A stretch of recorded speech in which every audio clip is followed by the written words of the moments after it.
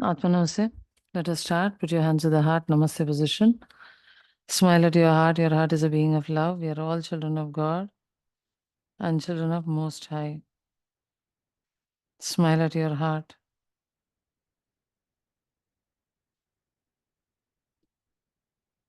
We humbly invoke for the blessings of the Supreme Parabrahman, Divine Father, Divine Mother, my spiritual teacher, and all spiritual teachers, all the great ones, all the Buddhas, Bodhisattvas, Paramatmas, Tirthankars, prophets, archangels, holy angels, spiritual helpers, and with the help and the blessings of our souls and divine self.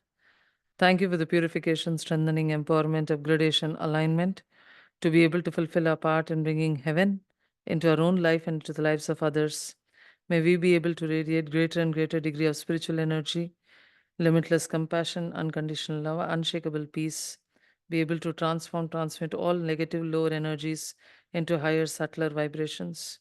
A deep gratitude, a deep respect, and lots of love. We thank you. Atma, Namaste. Let us start.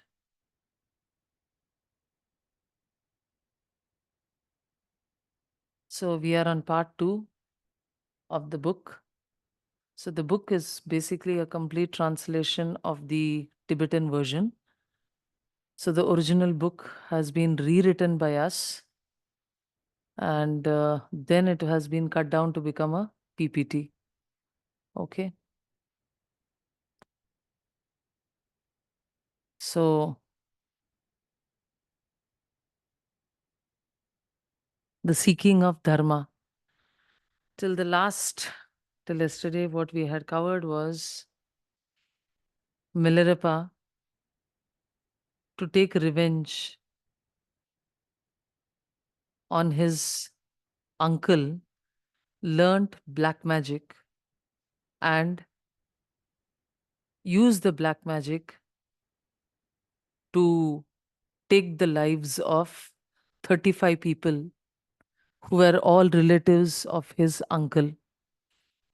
पिछले chapter तक हमने ये देखा था कि मिलेरपा जो है बस 20 साल के अंदर अंदर मतलब 15, 16, 17 साल के बीचों बीच ये सब कुछ हो चुका था कि वो अपना घर छोड़े, काला जादू सीखे और इस काला जादू के मदद से जो उनके चाचा के ऊपर बदला के आग में माँ थप रही थी, उस बदले के लिए उन्होंने 35 लोगों का जान लिया। और जब गांव वालों को समझ आने लगा कि ये जो तूफान और हत्याएं हुई है, ये साधारण हत्या नहीं है, काला जादू से हुआ है और मिलरेपा ही इसके पीछे कारण है, तब मिलरेपा के माँ को मारने के लिए गांव वाले आगे बढ़ते हैं। लेकिन गांव वालों को मतलब उनके चाचा आगे बढ़ते हैं, लेकिन गांव वाले उनको रोक देते हैं, बोलते हैं माँ जब तक जिंदा रहेगी तभी मिलरेपा इस गांव में वापस आएगा और जब वो आएगा उसका जान लिया जाएगा। So this is the kind of thing that we have already discussed, that Milarepa's father was wasting away with a terrible disease when he was only 7, and all the property was handed over to the uncle or the brother of the father, Chachaji, and was asked to take care of all the property and hand it over to the children, especially to the son, when the son would be of the age of 15. But the uncle, the brother of the father, that is, changed the complete story, said that all the property, all the money belonged to him because the father of Milarepa had taken a loan before his death, and the money that he had given him was a part of its settlement. Hearing this, the mother of Milarepa was boiling with revenge and anger, and she sent her son with the intention of learning black magic and taking revenge. And Milarepa became successful in this endeavor. This is what we saw yesterday. So, first chapter, the seeking of Dharma. After this, what happens? Now that he has become a master magician, a master black magician who could take the lives of people at will, और ना सिर्फ लोगों को मारा, और फिर जो गांव वाले मिलरेपा के विरुद्ध खड़े हुए, उनके खेतियों में तूफान लेके आके उनका नुकसान किया. Not only did Milarepa cause death, but when the villagers understood that it is he who has caused this heinous death, then he went on, at the request of the mother, to cause a storm and destroy the crops of all the villagers that year. So, this was the outcome of this extreme revenge. Extreme revenge.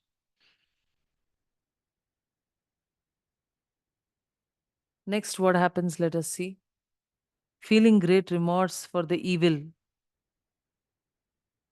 of magic and hailstorms, Milarepa was now obsessed with the teaching of liberation. Milarepa को धीरे धीरे से समझ आने लगा कि हम तो अपने माँ के कहने पे बहुत बड़ा गलती कर बैठे, और उनके अंदर पश्चाताप उनको खाने लगा. Milarepa understood that I have made a great mistake, a heinous crime. I have done something, accumulated lot of black deeds, all of negative karma.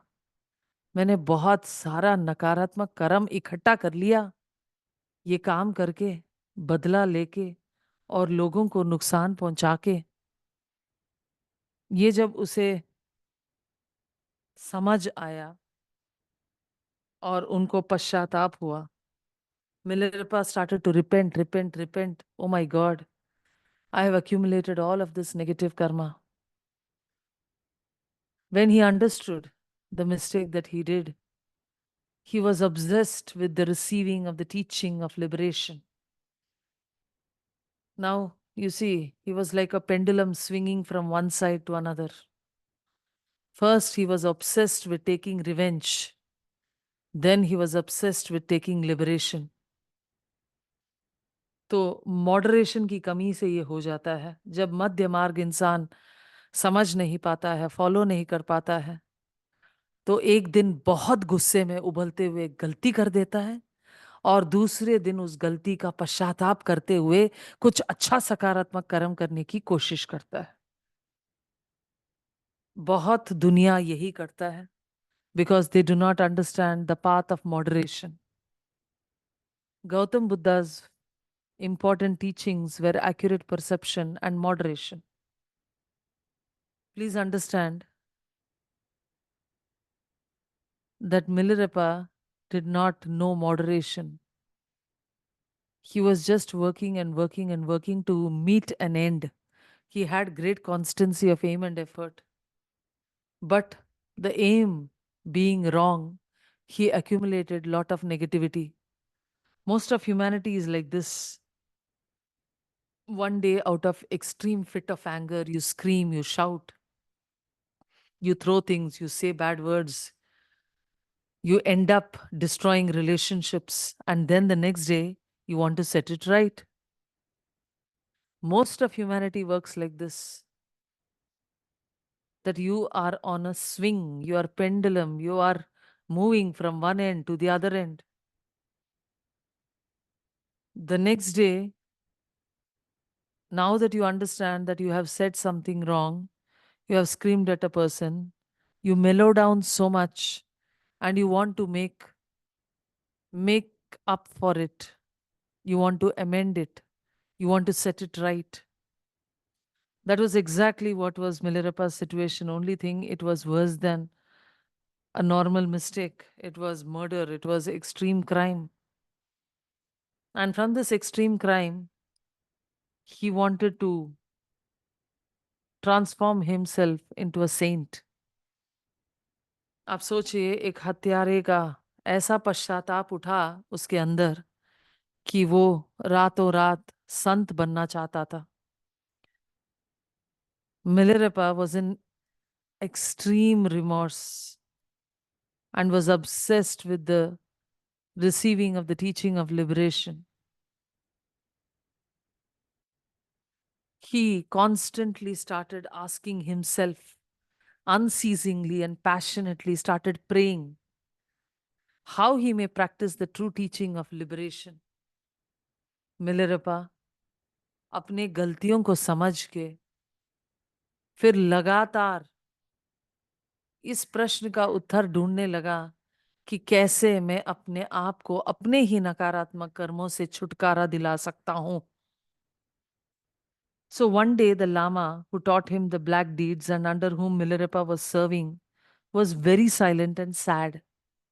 एक दिन जो लामा के नीचे वो मिलरेपा काम कर रहा था, जिसने इसको काला जादू सिखाया, वो बहुत ही दुखी था, बहुत ही नाखुश था और बहुत ही चुप था. So this black magician was actually reaching his old age, wasting away, and now he was silent and sad. Milarepa asked why he was sad. Milarepa उनको पूछते हैं कि क्यों ये मायूसी. The Lama replied, all composite things are impermanent. इस दुनिया में जो भी आपको नजर आता है, जो भी भौतिक दुनिया का एक हिस्सा है, ये तो नष्ट होना ही है, खत्म होना ही है. कोई चीज शाश्वत नहीं है, कोई चीज अमर नहीं है. He said he had accumulated the crimes of magic and hailstorms, but now he would practice the dharma. तो ये लामा कहते हैं कि मैं आज तक अपने काले करतूतों से बहुत सारे नकारात्मक कर्म इकट्ठा कर चुका हूं और मैं अभी धर्म के रास्ते में चलना चाहता हूं. The Lama told Milarepa to take over the guidance of the other disciples or practice the dharma to reach the higher realms and liberation. तो वो लामा मिलरेपा को कहते हैं, बोलते हैं कि ऐसा करो कि ये सारे जो शिष्य हैं मेरे, इनको तुम मार्गदर्शन दो या तुम भी धर्म के उस रास्ते पे चलो, क्योंकि सब कुछ तो माया है. ये जो हम किसी को नुकसान पहुंचा रहे हैं, इस नुकसान का कोई अच्छा अंत तो नहीं है. तो धर्म के रास्ते पे चलते हैं और ईश्वर के चरणों में पहुंच के अपने आप को मोक्ष दिलाते हैं. Milarepa said he chose to practice dharma. Milarepa ने अपने जो टीचर है, जो लामा है, उनके जो ये प्रश्न या उनका ये जो दुविधा था, इसके लिए उत्तर के रूप में बोले कि मैं भी आप जैसे ही धर्म के पथ पे चलना चाहता हूं. The Lama told Milarepa, since you are young, since your ardor and your faith are so great, practice the purest of all dharma. ये लामा जो है मिलरेपा को बोलते हैं, जो लामा यहाँ जिस लामा की जिक्र हो रही है वो है जिन्होंने मिलरेपा को काला जादू सिखाया. The lama tells Milarepa, since you are young, आप बहुत ही छोटे उम्र के हो, and since your ardour and your faith are so great, तुम्हारा साहस, तुम्हारा संकल्प और तुम्हारा विश्वास सब बहुत महान है. Practice the purest of all dharma. आप वही धर्म को चुनो जो सबसे पवित्र हो.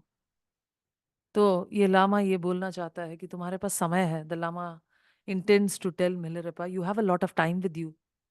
Don't worry, you have a lot of time with you. You can actually go ahead and practice the purest of the dharma. So the Lama directed him to another Lama, Rongton Lagka, the joy of gods, whose teaching of the Dzogchen, the great perfection, had led him to the goal of liberation. So ये जो लामा है जिन्होंने Milarepa को काला जादू सिखाया, वो Milarepa को भिजवाते हैं एक और लामा के पास जो जोक्शन का पूर्ण अभ्यास कर चुके थे और उसका मकसद, उसका उद्देश्य को पा चुके थे. Dzogchen is the path of perfection, the great perfection. So this particular Lama, called as Rongten Laga, had mastered this particular path and reached its goal. Lama Rongten taught the great perfection and asked Milarepa to practice it. तो Milarepa पहुंच गए इस लामा के पास, जो उनको ये जो शिक्षा है, द ग्रेट परफेक्शन जोक्शन, वो सिखाए, and asked Milarepa to practice it. And Milarepa को बोले प्रैक्टिस कर लो भाई।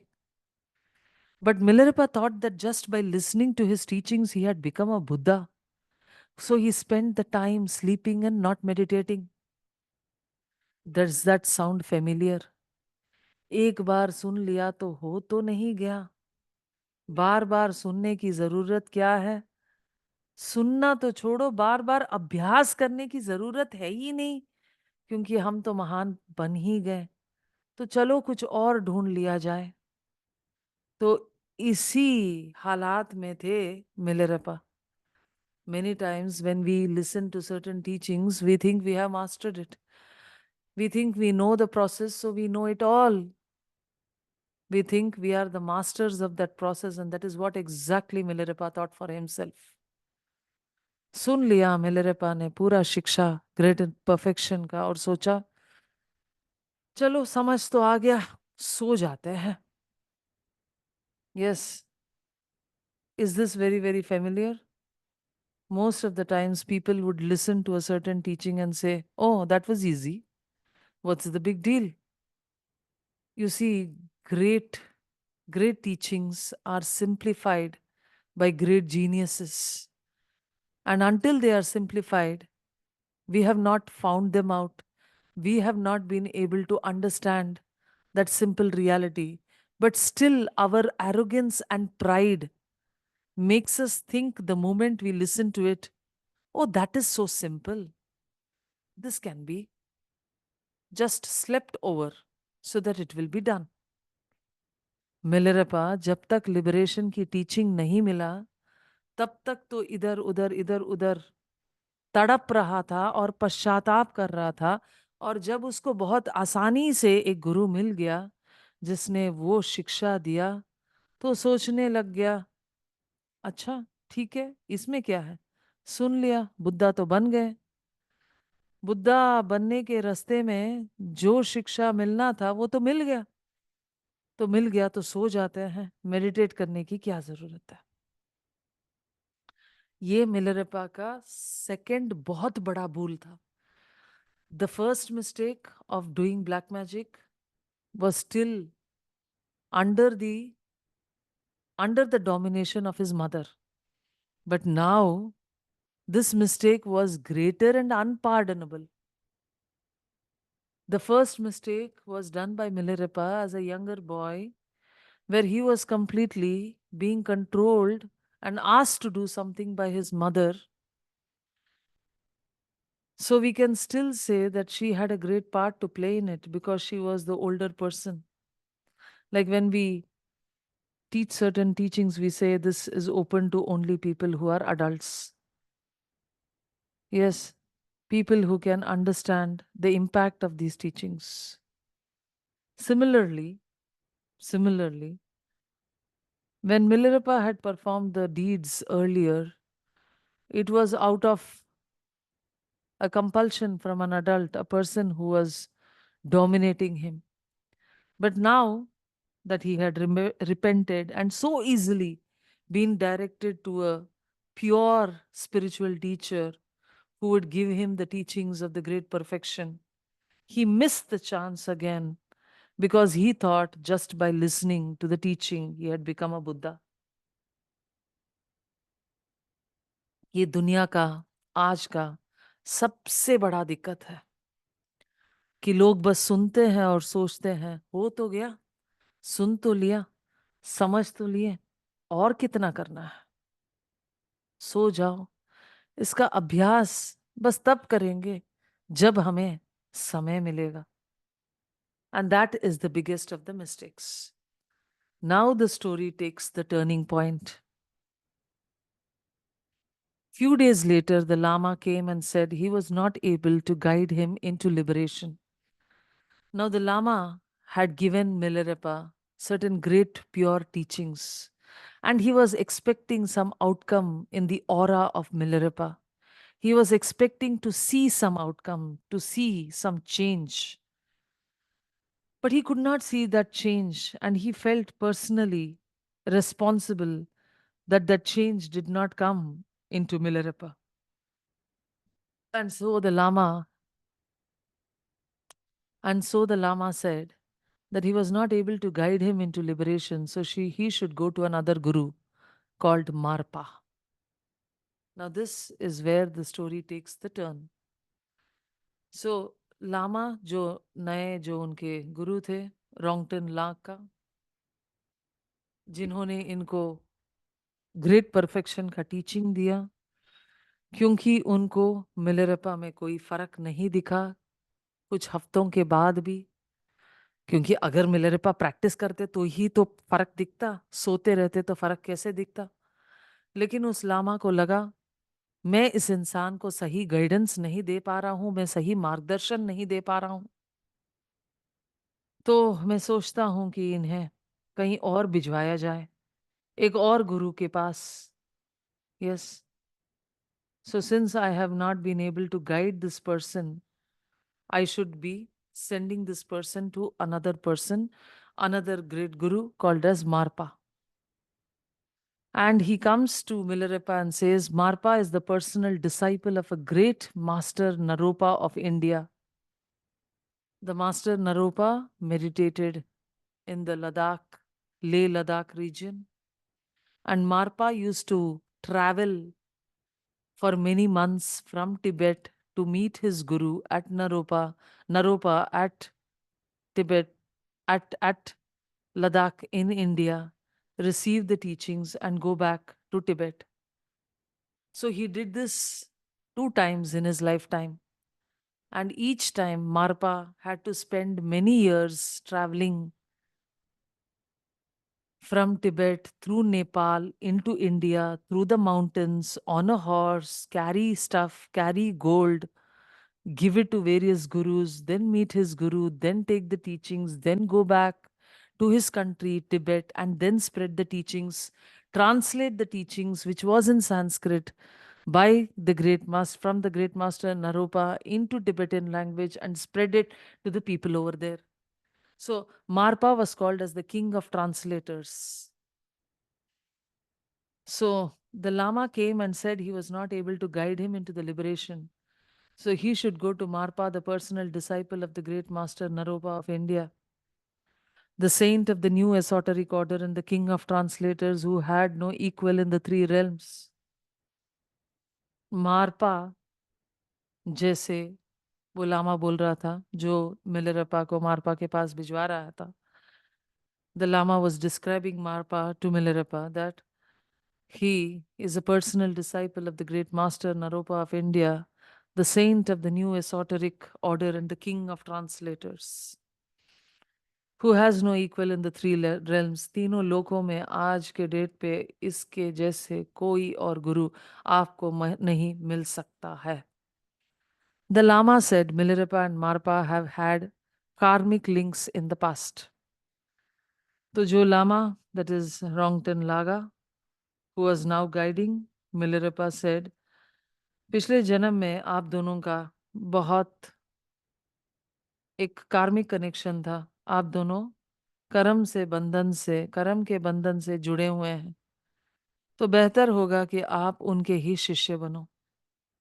ये लामा बोलता है कि मिलेरपा, मारपा के साथ आपका कर्म का बंधन है कुछ पिछले जन्मों का, तो आप उनके पास जाओ, वही सही रास्ता होगा.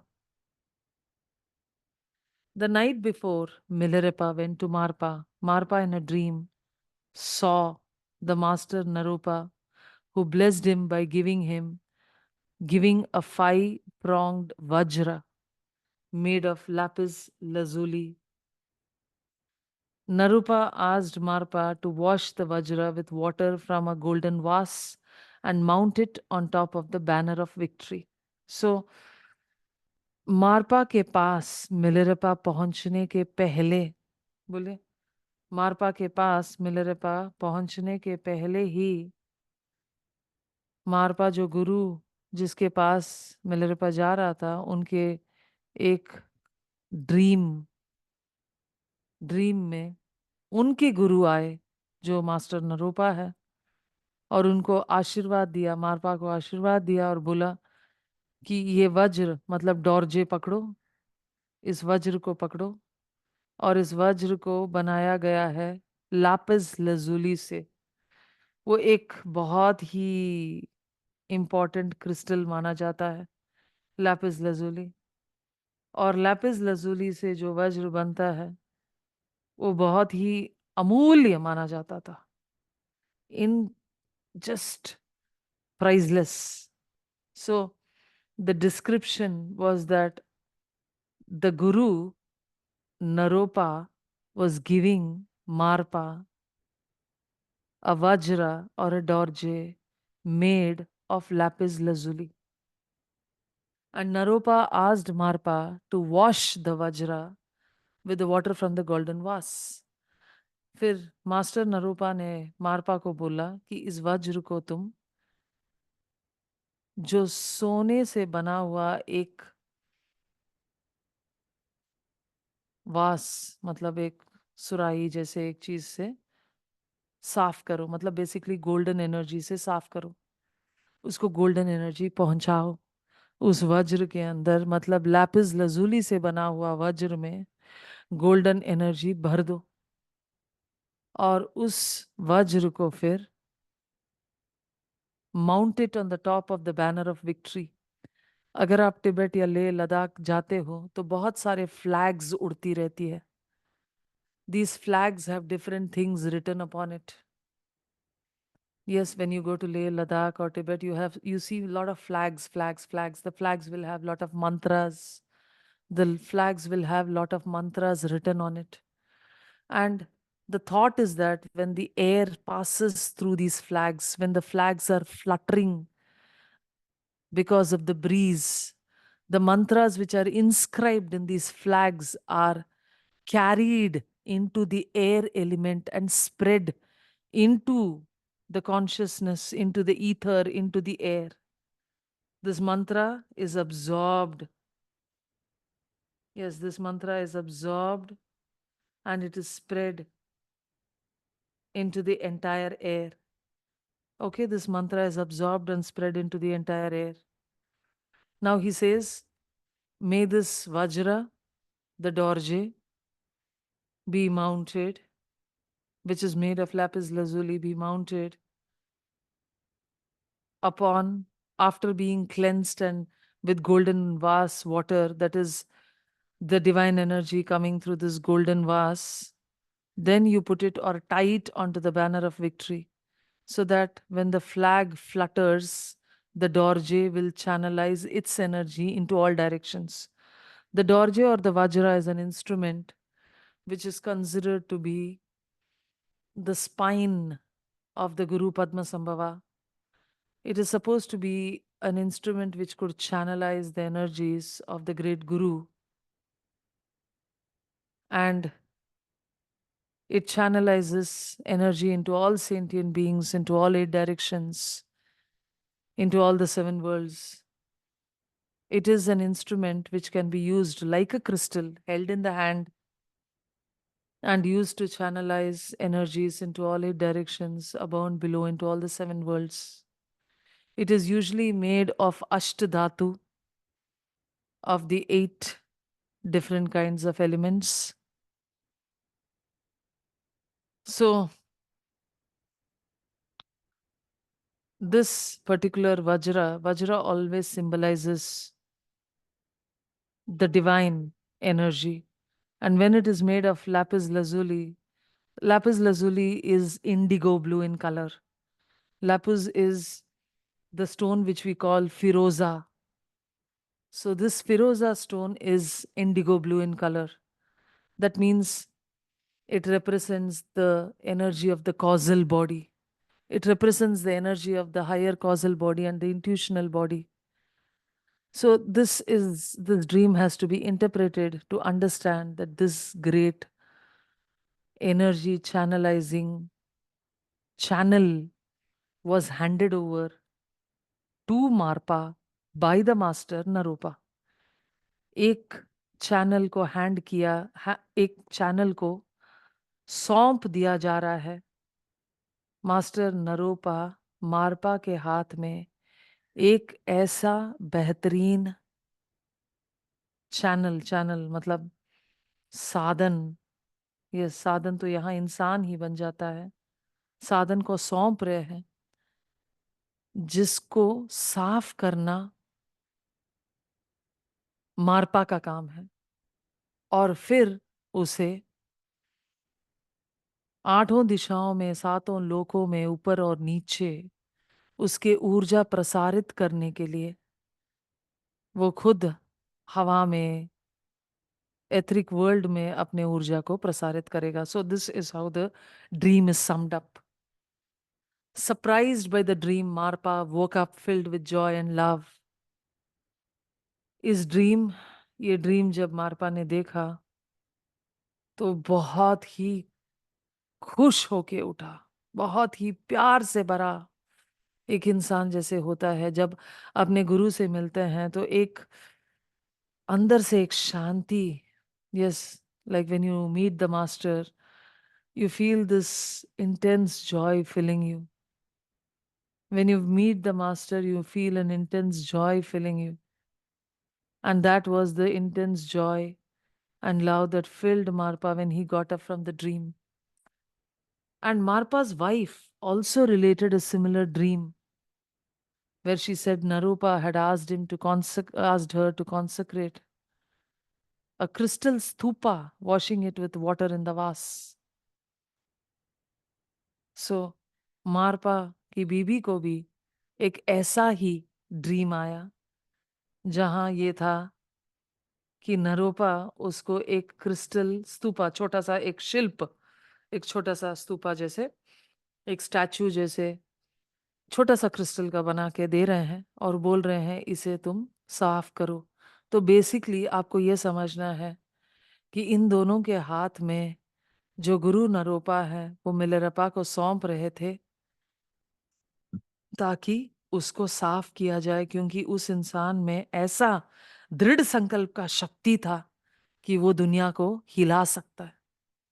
याद रखिए, जिस इंसान ने काला जादू बहुत कम समय पे सीख के नामुमकिन को मुमकिन कर दिखाया, पूरे गांव को हिला दिया, वो इंसान को जब साफ किया जा सकता है, साफ किया जाएगा, उस इंसान को सही मार्गदर्शन दिया जाएगा, इस पूरे दुनिया को बदलने की क्षमता रखता है वो इंसान.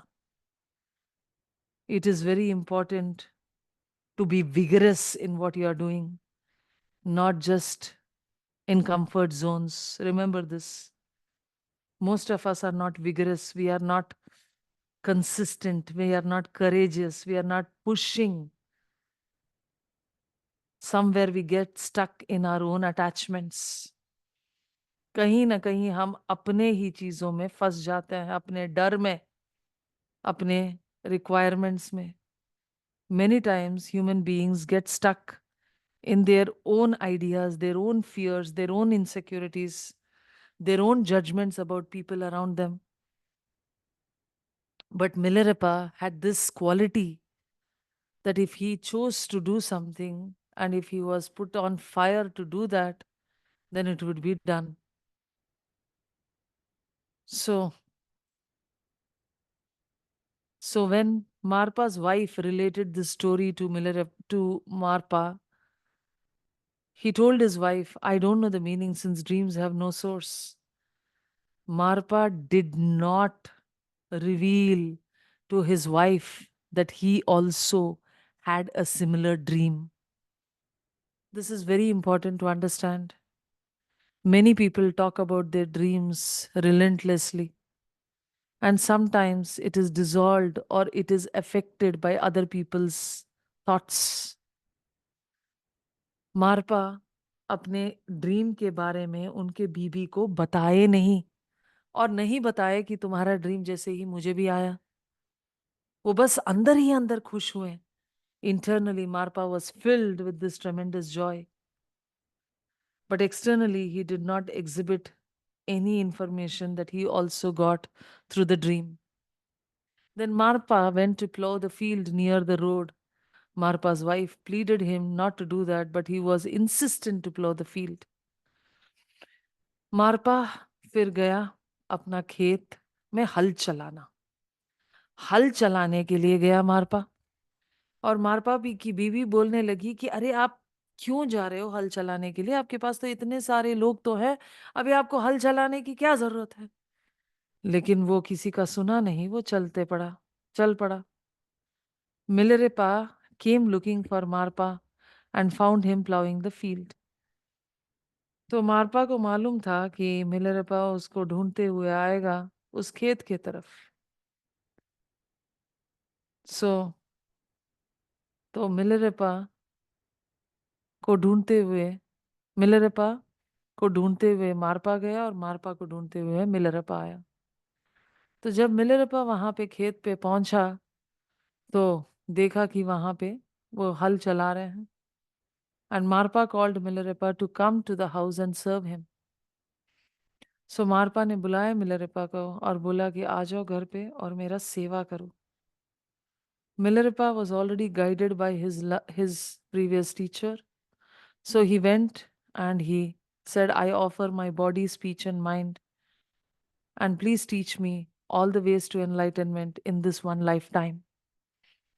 मारपा को मिलरेपा बोलता है कि मैं अपने शरीर, अपना वाणी और अपना मन आपके चरणों में डालता हूं, और आप कृपा करके इस एक जन्म में मोक्ष पाने का, एनलाइटनमेंट पूरे तरीके से ईश्वर के साथ जुड़ने का जो जो प्रकाश है उसको पाने के लिए आप कृपा करें एक जन्म में। Milarepa confessed of his crimes through black magic to Marpa. Milarepa Marpa को कहते हैं कि मैंने बहुत सारे गलत काम किए हैं। This is Marpa, the picture here is of Marpa, and he Milarepa tells Marpa, you see I have done lot of black magic in this birth, but I wish to achieve enlightenment also in this birth, in this lifetime. So then starts the torture, then starts the trauma through which Milarepa is taken through for a long, long time, nearly 15 years, not been given any teaching, but completely tortured, literally tortured, so that the negative karma that Milarepa had done in this birth could be neutralized, and maybe all other previous births. So we will look at it. Ordeals. Milarepa begged in the entire valley and got some barley, with which he purchased a cooking pot with 4 handles free of rust, smooth inside and out, and which he offered to Marpa, and Marpa offered it to his guru Naropa. तो मारपा पूछने लगा कि तुम खाली हाथ थोड़ी किसी को हम शिष्य बनाएंगे, जाके कुछ भीख मांग के आओ, कुछ लेके आओ।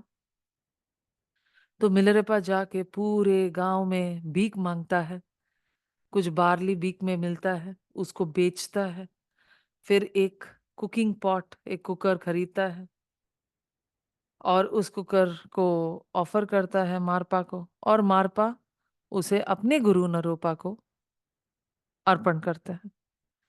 Milarepa was asked by Marpa to bury the 2 regions of Yadrok, Taklung, and Ling in a fierce hailstorm.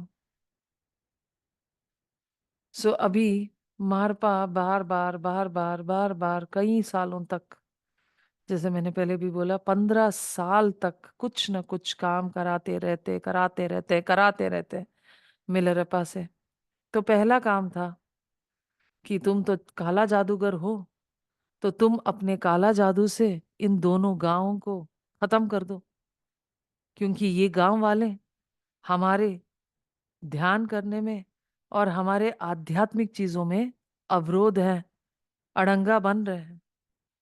So Milarepa was asked by Marpa to destroy these two regions with a fierce hailstorm because the people in these regions were causing interruptions to meditators, were robbers, were murderers who were killing the people who were meditating and taking away what they were having.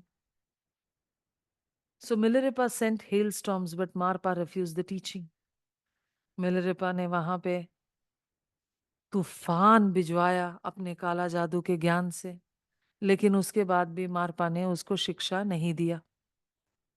Then Marpa asked Milarepa to cast a spell on the mountaineers who attacked his disciples. And Milarepa did that, and they fought with each other and died. So thereafter, Marpa called him the great magician. उसके बाद Milarepa के इन काला जादुई शक्तियों से मारपा ने एक और मदद लिया कि जो पहाड़ी लोग थे वो लोग इनके शिष्यों को मारते, चोरी करते, इनके सामान को चुराते. तो मिलरेपा को बोला गया कि ऐसा एक जादू करो कि वो लोग अपने ही बीच में एक दूसरे को मार के मर जाए. तो ये भी किया मिलरेपा ने. और इसके बाद मिलरेपा का नाम मारपा ने रखा द ग्रेट मैजिशियन, सर्वश्रेष्ठ magician. But Marpa still refuse to give the teaching. ये सब करने के बावजूद मारपा अभी भी उनको शिक्षा देने से इनकार कर दिए. बोले नहीं, अभी भी तुम तैयार नहीं हो. So Marpa thereafter asked Milarepa to make a tower on a mountain. Then he asked him to tear it down after a few days. मारपा मिलरेपा को बोलता है, मतलब गुरु मारपा बोलेंगे अभी आगे से ताकि वो आपको आसान होगा समझना. गुरु मारपा शिष्य मिलरेपा को बताए कि ऐसा करो कि जाके उस पहाड़ के ऊपर एक बहुत बड़ा मीनार खड़ा कर दो, है ना, टावर, एक बहुत लंबा मीनार खड़ा कर दो. और जैसे जैसे शिष्य मिलरेपा ये कोशिश कर रहा था, कुछ ही दिनों में वहां पे गुरु मारपा पहुंचे और बोले, इसको तोड़ दो, तुमने बहुत गलतियां किया है, इसको तोड़ दो, इसको गिरा दो, बेकार का काम किया है. कुछ ही कुछ ही महीनों के बाद. तो ये सब part of Marpa's method of purifying Milarepa. You have to understand Milarepa had done many negative deeds in this incarnation, and Milarepa had performed many negative deeds in this incarnation. So it was required for Milarepa to be purified, not just like a normal human being purifying just with blue triangles, but going through torturous conditions where Milarepa was to construct this tower on top of a mountain. And Marpa had actually instructed him that each stone has to be carried by Marpa from the ground level to the top of the mountain on the back of Milarepa, and constructed by him alone and nobody else. Milarepa को ऐसे आदेश देते थे मारपा कि तुम्हें बड़े बड़े पत्थर उठाने हैं अपने ही पीठ पे, और इस पहाड़ को चढ़ना है, और इस मीनार को बनाने में किसी और का मदद नहीं ले सकते हो तुम. इस तरीके का आदेश दिया गया था मिलरेपा को. Milarepa was instructed not to take anybody else's help in this process. Then Marpa asked him to build a triangular tower. कई महीने साल बीतने के बाद गुरु मारपा आके मिलरेपा को बोलते हैं, तुमने बहुत गलत किया, इसको तोड़ दो, ये बेकार है तुमने जो बनाया. फिर मिलरेपा उसको मेहनत से और कई महीने लगा के उसको तोड़ता है. गर्मी में, ठंड में यही काम चल रहा है.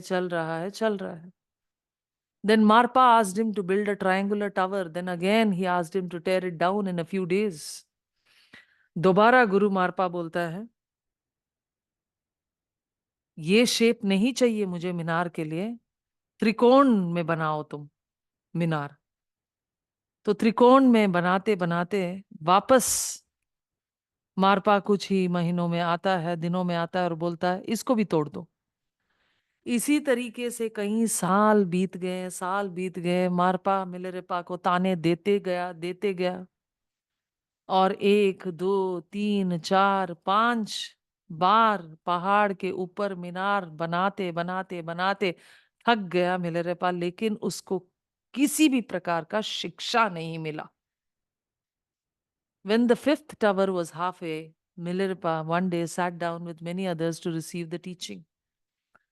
जब पांचवा टावर बन रहा था, कई साल बीत गए, कुछ 10 साल तो बीत गए इस बात को, तो मिलरेपा सोचा कि इस बार मैंने सारे शिष्य के साथ मैं भी बैठ जाता हूँ और मांगता हूँ गुरु से। गुरु इतना तो पत्थर दिल तो नहीं होगा कि वो मुझे देगा नहीं शिक्षा। Milarepa thought that he will sit down with the rest of the students and tell that please give me the teaching. He thought the guru will not be so stone-hearted that he will not give him the teaching even when all are there. But the Lama picked him up, slapped him, grabbed him by the hair, threw him out in front of all the other students. लेकिन लामा ने क्या किया, उसे उठाया, बाल से खींचा, उसको घुमा के बाहर फेंक दिया। जैसे श्री राम ने राक्षस को घुमा के बहुत दूर फेंक दिया, इसी तरीके से मारपा ने मिलरेपा को बस उठा के बाहर फेंक दिया। Next day, the Lama said, don't continue with the tower, but build a covered walkway with 12 columns. अगले दिन जो पांचवा मीनार बनाते बनाते मारपा ने बोला, ये मीनार बनाने वाला काम बंद करो, अभी कुछ ऐसे सर्कुलर वॉकवे बनाओ जहां पे हम चल सकते हैं। इसमें 12 पिलर्स होने चाहिए, 12 कॉलम्स होने चाहिए। Then again he went to ask for initiation.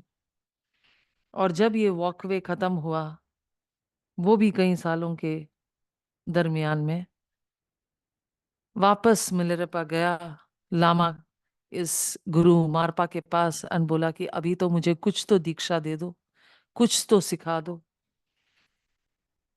मारपा ने उसे श्राप दिया, उसको लात मारा और उसको पकड़ के फेंक दिया। The next morning, the Lama said, finish the tower and the walkway, and then I will give the teaching. Now his body was full of sores. अगले दिन मारपा बोलने लगा कि अभी तुम क्या करो कि ये वॉकवे जो है और एक टावर जो है उसको भी खत्म करो, और फिर तुम मेरे पास आओ, मैं देखता हूं कि मैं तुमको शिक्षा दे पाऊंगा। अभी उसका शरीर जो है पूरा काट पीट करके, sores, it was full of sores, it was full of blood. The body was filled with so much wounds because of his continuous work that he was going through for so many years. And the Lama's wife, out of pity, brought Milarepa to Marpa. Lama की बीवी Milarepa को मारपा के पास लेके आई, सोची कि इसके लिए कुछ मदद मांगते हैं। Yes, so now look at this picture, it's a very important picture.